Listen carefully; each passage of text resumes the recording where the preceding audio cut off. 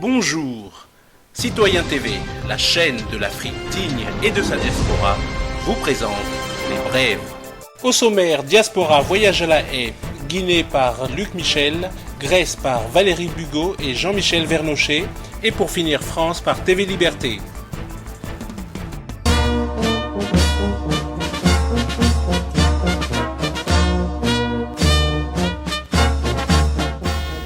Le 7 août est l'anniversaire de l'indépendance de la Côte d'Ivoire, notre cher pays. Nous organisons un voyage pour célébrer cette fête de l'indépendance avec le président Laurent Gbagbo et Charles Blé Goudé qui sont déportés, qui ne peuvent pas aller en Côte d'Ivoire. Alors, nous allons déporter cette fête pour aller vers eux à Scheveningen pour rester toute la journée du 7 août avec eux.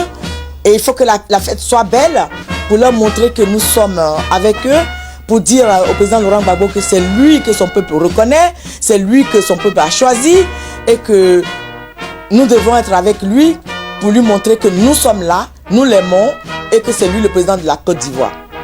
Alors, j'invite tous les panafricains, tous les patriotes à venir massivement à cette fête. Départ le jeudi 6 août à 23h à la gare du Nord et le retour, bien évidemment, le 7 août 2015. Merci.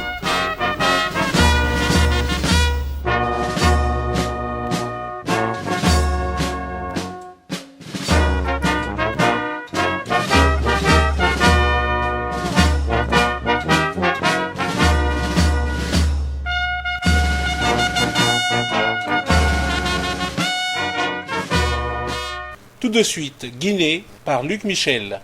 Le gouvernement de Camara est arrivé au pouvoir avec un putsch militaire qui était directement appuyé par Paris et Washington. Le régime bénéficiait de leur accord. Lorsque Camara a été blessé dans un attentat, il y a eu une transition qui a été organisée. Camara s'est réfugié dans ce qui était à l'époque le Burkina Faso de Blaise Compaoré, c'est-à-dire ce qu'on appelle le joyau de la couronne du précaré français de la France-Afrique.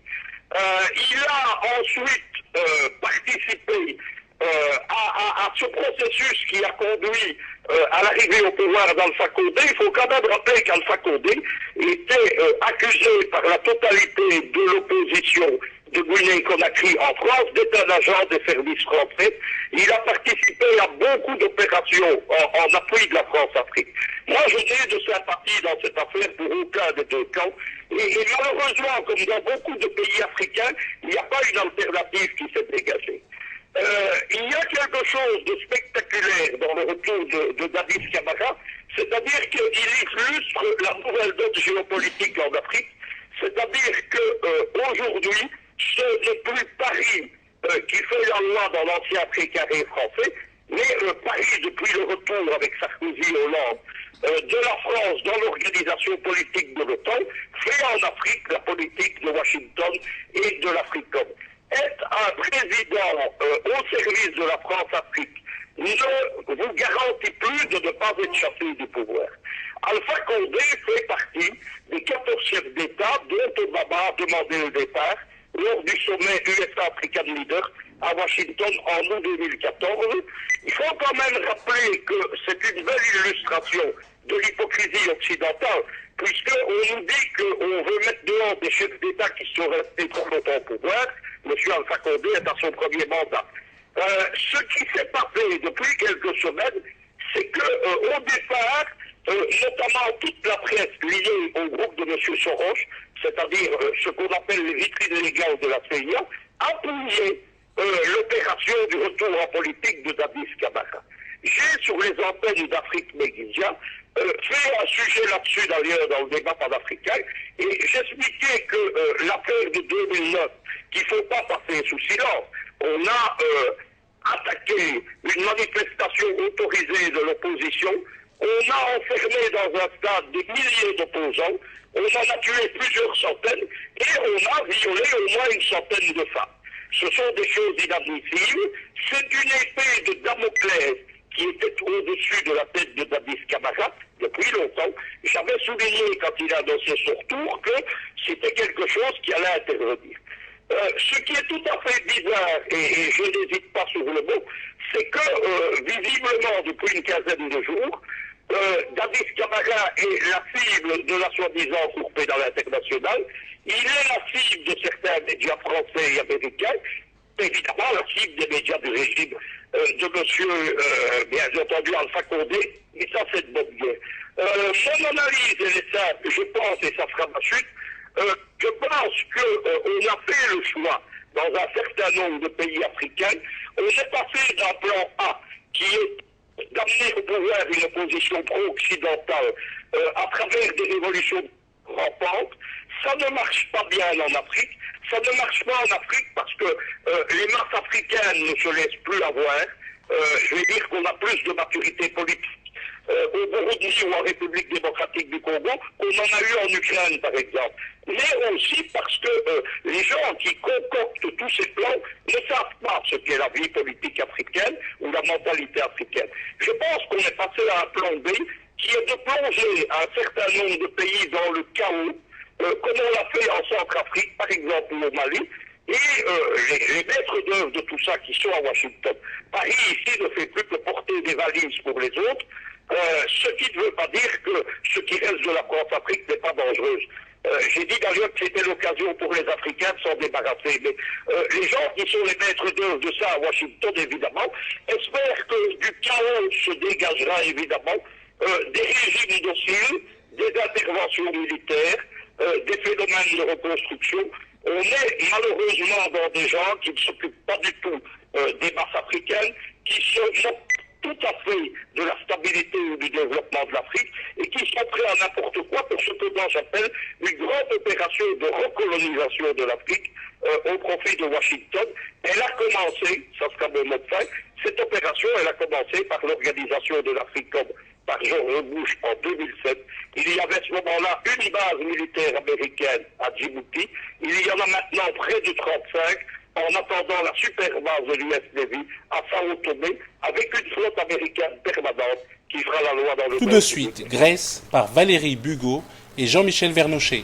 Alors, c'est un vaste sujet. Je ne sais pas trop par quoi vous voulez qu'on commence. Peut-être par le début de la crise grecque. Comment est arrivée cette crise ? Prenons les choses par ordre chronologique. Par ordre chronologique. Donc, ça a été extrêmement bien rappelé par Mireille Zaki, vous savez, qui est journaliste financière suisse, qui a fait un débat, enfin qui a expliqué à l'occasion d'une conférence que cette crise de la dette grecque avait été lancée, je crois, il me semble, si je mes souvenirs sont bons, c'est 2008 ou 2009, par une réunion de gestionnaires de hedge funds à New York, donc des gens qui se sont mis d'accord, une collusion d'intérêts, pour vendre à la... hedge funds, fonds spéculatifs. Voilà, les fonds spéculatifs, pour vendre ensemble les bons du trésor grec.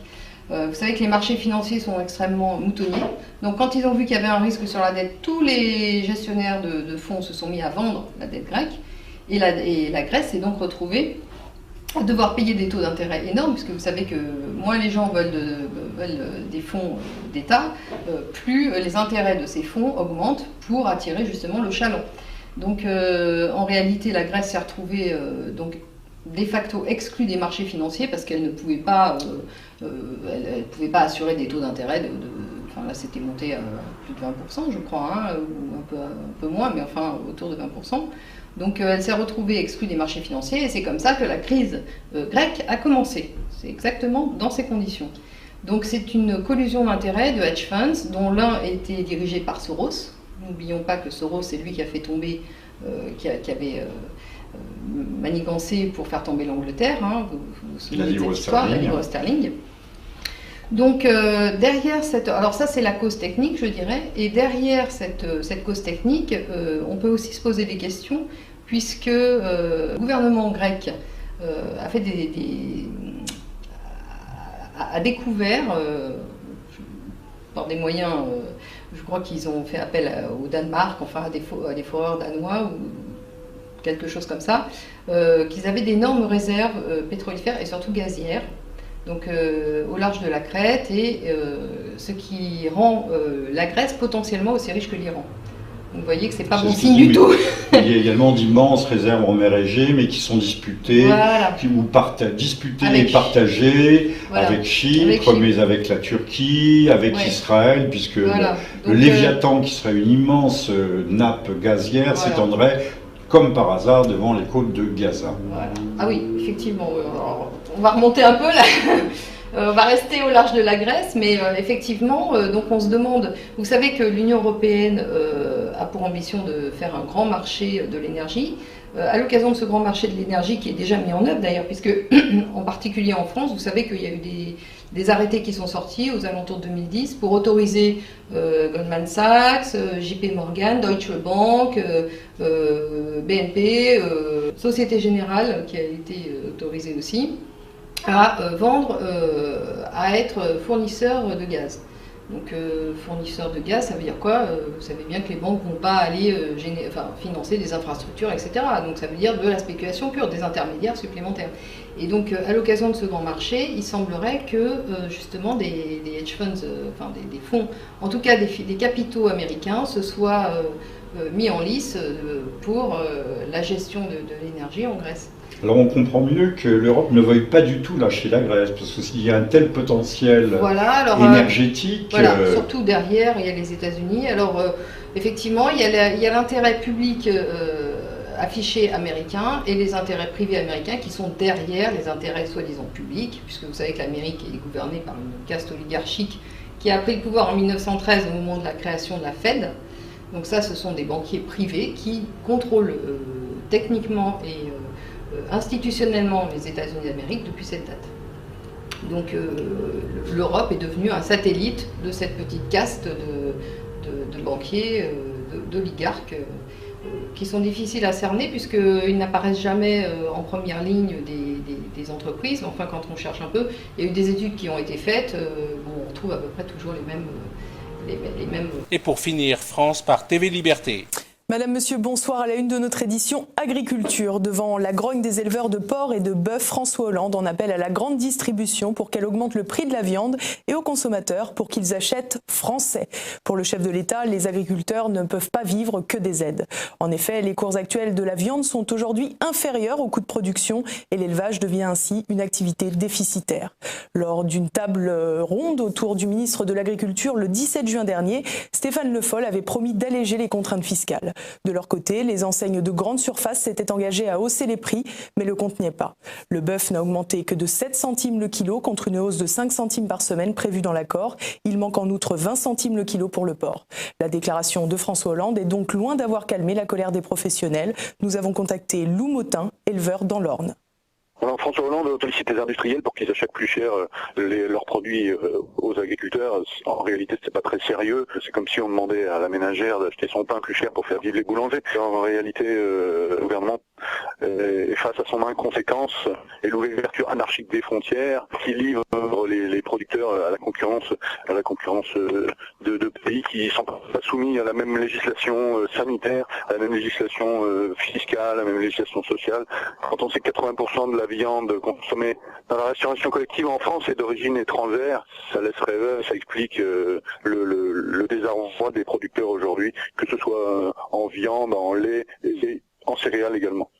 Dimanche, plusieurs centaines de paysans se sont réunis à l'ouest de Caen avec des bennes de fumier et de gravats pour des actions ciblées. Nous avons contacté l'organisateur de la manifestation, le secrétaire général FDSEA du Calvados et éleveur de bovins, Sébastien Desbieux. Qu'est-ce qu'on attend du gouvernement? On attend tout simplement la venue du ministre de l'Agriculture maintenant à Caen. Monsieur le ministre est absent, brille par son absence depuis quelques mois et quelques semaines. On lui demande déjà de prendre le dossier à bras-le-corps et lui nous proposer des solutions. Après, effectivement, s'il n'en a pas, je pense qu'on aura des solutions à lui proposer. Bien sûr que les industriels ont capacité à agir et à intervenir. Ils sont tous mis d'accord autour de la table ronde du 17. Ils sont tous mis d'accord aussi depuis la table ronde du 17 pour ne pas respecter les engagements qu'ils auront pris. Donc c'est inadmissible. La mobilisation ne s'affaiblit pas. Nous sommes encore plus nombreux que ce qu'on être hier en termes d'effectifs humains, en tracteurs également, sauf que on a limité les tracteurs puisque les blocages étant positionnés, ça donne à rien d'être 100 tracteurs à chaque site, mais il y a du potentiel et il y a de la mobilisation pour s'inscrire dans le temps. En France, si 80% des viandes sont achetées en grande surface, ces dernières assurent appliquer les hausses prévues. Elles expliquent ne pas se fournir auprès des agriculteurs, mais seulement auprès des industriels qu'elles mettent directement en cause. En effet, selon la Fédération des entreprises du commerce et de la distribution, les hausses de prix ne sont pas toujours intégralement répercutées aux producteurs en difficulté. En conséquence, 40 000 emplois directs sont aujourd'hui en danger. Pour pallier la crise, le ministère de l'Agriculture prépare des aides d'urgence pour les éleveurs. De son côté, le président de Debout la France, Nicolas Dupont-Aignan, souhaite redonner de la dignité aux paysans, notamment en rétablissant des prix planchers, en supprimant les cotisations salariales agricoles et l'accumulation des normes et réglementations écologiques. Et rappelons qu'un agriculteur se suicide tous les 2 jours. Citoyen TV, la chaîne de l'Afrique digne et de sa diaspora, vous a présenté les brèves.